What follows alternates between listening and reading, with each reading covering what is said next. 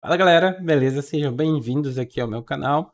No vídeo de hoje a gente vai fazer um vídeo diferente. A gente vai resolver um problema aqui do meu GitHub, de alguns exercícios de loja de programação que de vez em quando eu faço para treinar e afiar e deixar ali a minha loja de programação bem mais atualizada, digamos assim. E hoje a gente vai resolver um desses problemas. Se você não me conhece, é novo por aqui, seja bem-vindo a esse canal. Eu sou o Rudá, eu sou engenheiro de software há mais de 6 anos e hoje eu sou o teu professor. Bom, o exercício de hoje é um exercício do Code Signal, que é uma plataforma que eu utilizo ali para pegar alguns exercícios e tudo mais. Faz um tempo que eu resolvi esse tipo de algoritmo e hoje eu vou revisitar ele e tentar mostrar para vocês como que eu resolvi. Né? Nesse GitHub a gente tem ali diversos exercícios e cada um tem a sua descrição junto com a sua solução. Foi assim que eu organizei aqui as pastinhas. Se você estiver interessado em pegar aqui o link desse repositório, coloca aqui nos comentários que eu vou fixar ali para você ter acesso, beleza? Então, qual é aqui esse problema que a gente vai resolver? Bom, o problema é mostrar qual é o século de um determinado ano. Então, aqui, ó, dado um ano, né, ele deve retornar qual século que este ano pertence. Então, basicamente, a gente tem aqui, por exemplo, que o século ele começa do primeiro ano, vai até o ano 100, incluindo o próprio ano 100, né? E o segundo parte ali do ano 101 e vai até o ano 200, incluindo também o 200, né? Por exemplo, o ano de 1905, a saída deve ser uma função, né, solution year, que retorna 20. Para o ano 1700, a saída deve ser solution year igual a 17. E aqui a gente vai começar a explorar esses tipos de entrada e saída para entender aqui como solucionar o nosso problema. Aqui antes tem algumas regrinhas, por exemplo, o input do ano deve ser um valor positivo inteiro, né, que define ali o ano, né?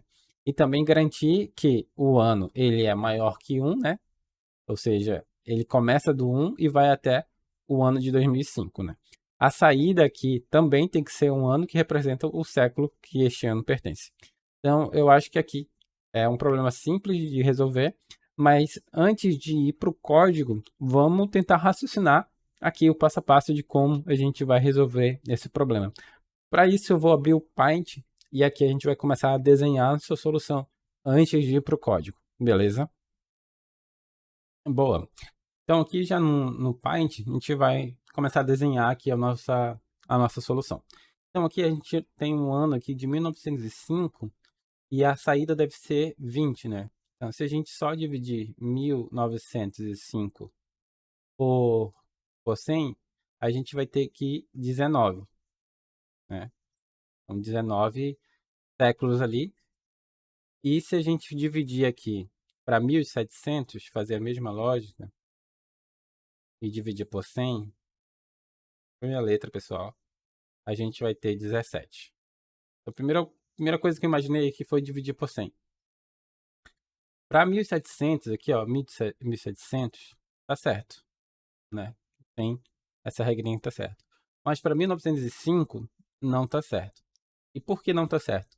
Porque a gente começa o século 1 do ano 1 até o 100.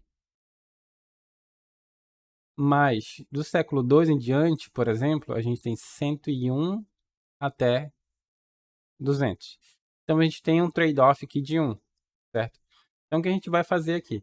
A gente vai pegar 1905 dividido por 100 mais 1. Por quê?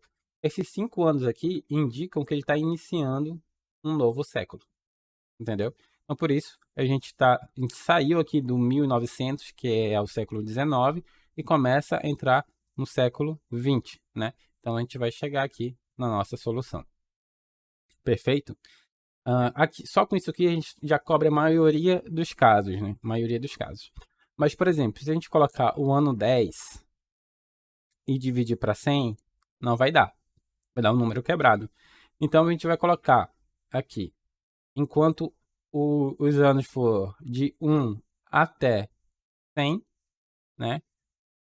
A gente não precisa fazer nenhuma divisão. A gente já diz, olha, é o século 1. né? E se for o ano, por exemplo, 101, aí sim a gente já começa a dividir, ó. Já divide por 100, e aí a resposta vai ser o quê?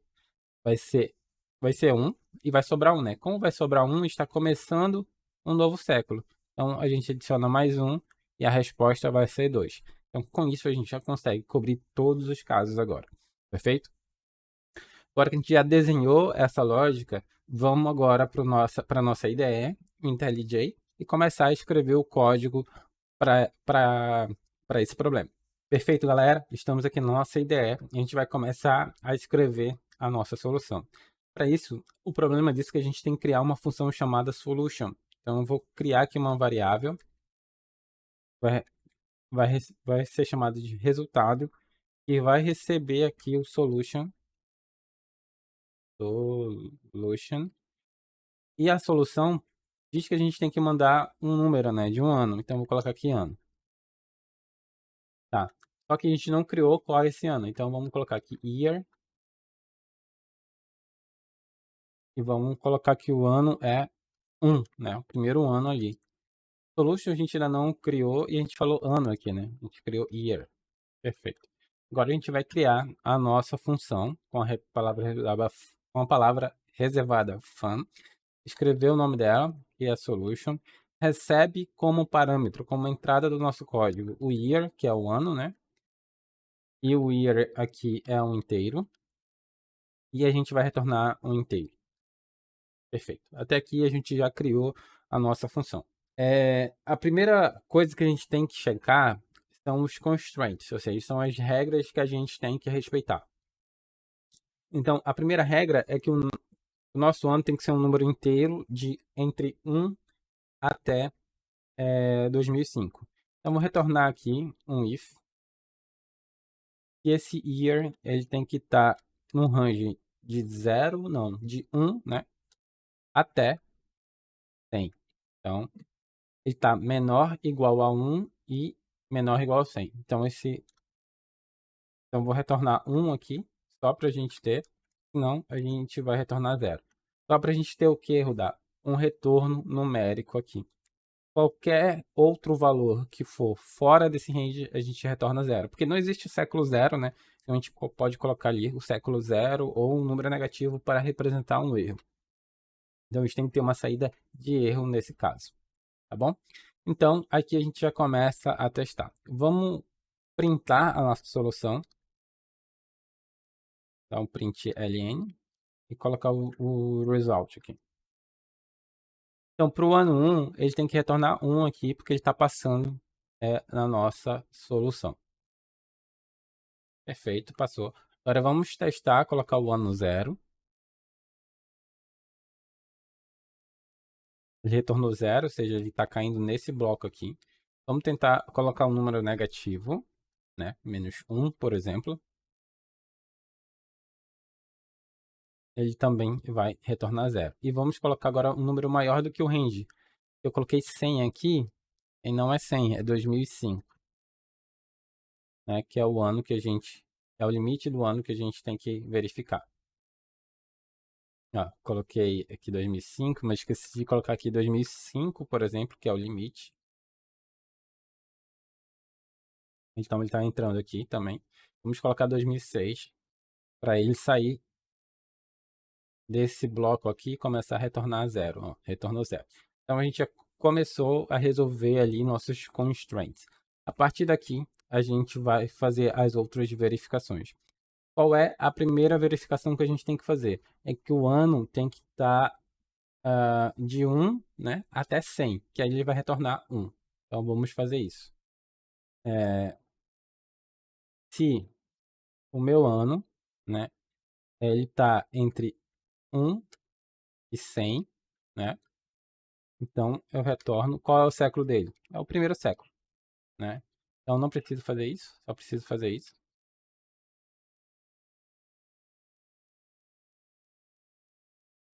Eu acho que ele está dando algum constraint aqui. Ah, tá. Ele só está dizendo que eu preciso de um else, basicamente. Vou colocar 0 aqui só para ele parar de dar erro, tá bom? Então, perfeito. Ó, se está entre 1 e 100, ele vai retornar 1. Ó, estou no século 1. Se não, eu vou retornar 0, porque eu ainda não tenho nenhuma solução. Então, vamos ver aqui para o primeiro ano. Aqui, ó. Ano 1. Perfeito. Século 1. Né? Ano 10. Eu vou testar. A gente vai fazendo por partes, tá, pessoal?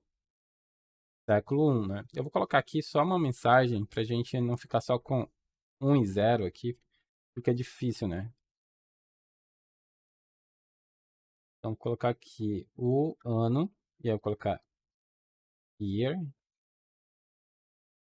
Pertence ao século. E aqui a gente coloca qual é o nosso século. Então, vamos lá. Ó, o ano 10 pertence ao século 1.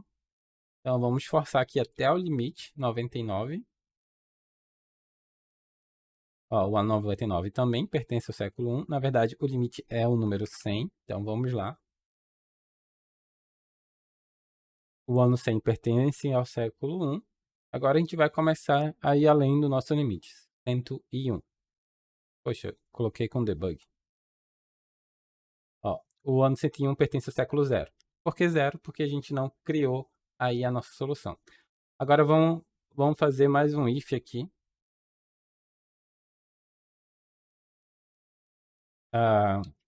E qual é agora? Agora é a nossa divisão, né? Se o nosso ano ele for dividido por 100, por exemplo, né?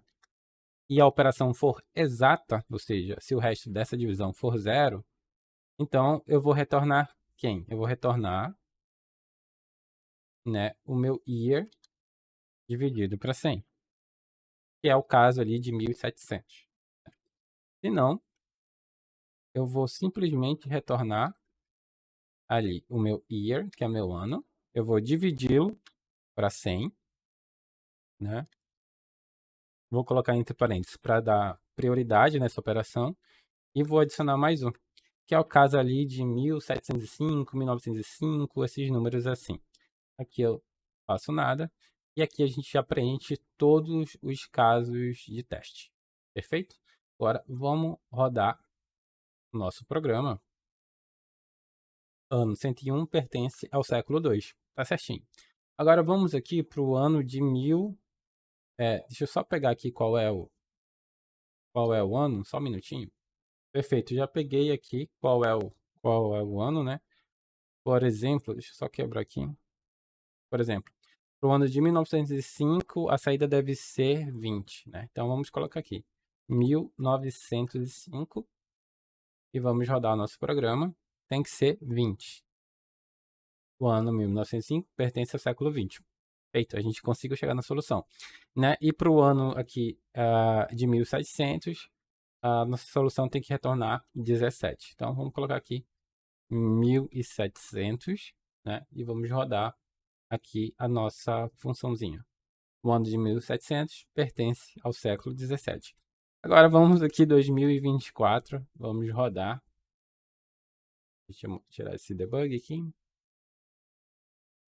O ano de 2024 pertence ao século 0. Por que, Rudá? Porque a gente colocou aqui o limite de até 2005, né?